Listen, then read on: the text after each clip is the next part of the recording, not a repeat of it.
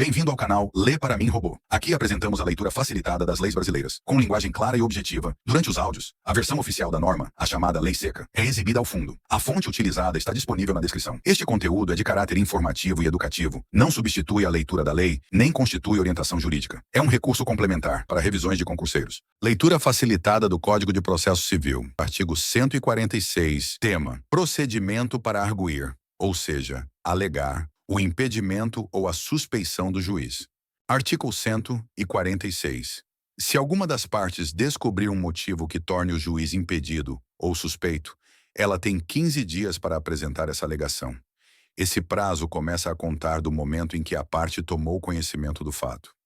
Essa alegação deve ser feita por meio de uma petição específica, dirigida diretamente ao juiz do processo. Nessa petição, a parte deve explicar o motivo do impedimento ou suspeição, juntar documentos que comprovem o que está sendo alegado, se houver, indicar testemunhas, se for o caso. Parágrafo 1º.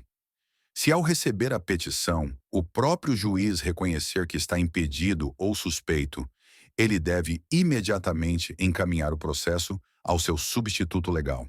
Se não concordar com a alegação, o juiz manda que a petição seja autuada em processo separado, apensado.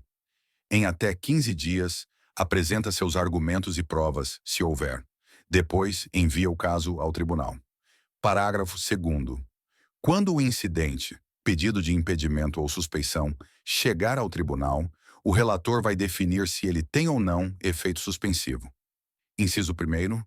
Se não tiver efeito suspensivo, o processo principal continua normalmente. Inciso 2. Se tiver efeito suspensivo, o processo principal fica parado até o julgamento da questão de impedimento ou suspeição. Parágrafo 3º.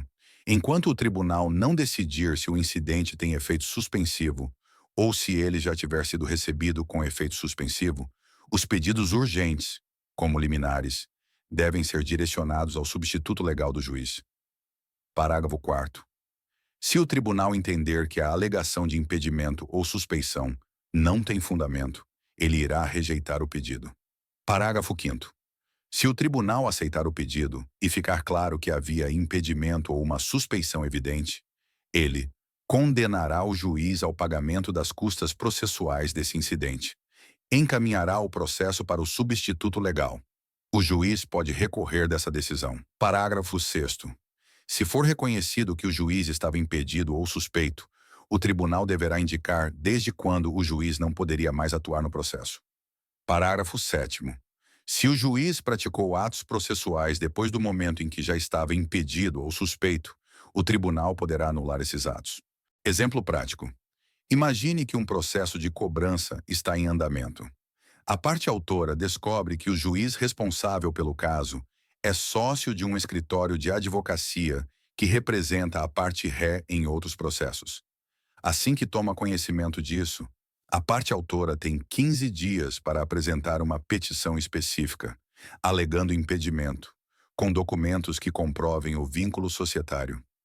Se o juiz reconhecer o impedimento, manda o processo para seu substituto legal. Se ele não reconhecer, o incidente vai para o tribunal, que decide se o processo fica suspenso ou não até o julgamento do incidente.